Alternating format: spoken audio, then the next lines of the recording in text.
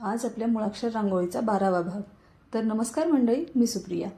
आजच्या पौर्णिमेच्या शुभ दिवशी आजचं अक्षर क हे निवडलेलं आहे। क म्हणजे कमळ।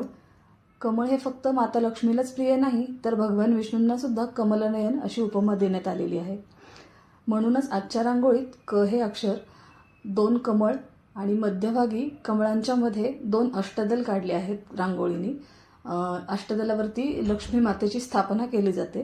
तर हे मी त्या कच्या मधल्या भागामध्ये 2 अष्टदल काढले आहेत।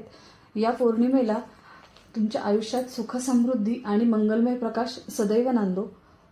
ही रांगोळी आवडली असेल तर व्हिडिओला लाईक करा आणि पुढच्या भागासाठी कोणतं मुळाक्षर घ्यायचं हे कमेंट करून सांगायला विसरू नका। तर आजचं अक्षर आपल्याला सुचवलं होतं कविता पाटील, राधाकृष्ण जयस्वाल, वैभवी माने, अलका देशपांडे, पौर्णिमा, वनिता मोरे, कल्पना।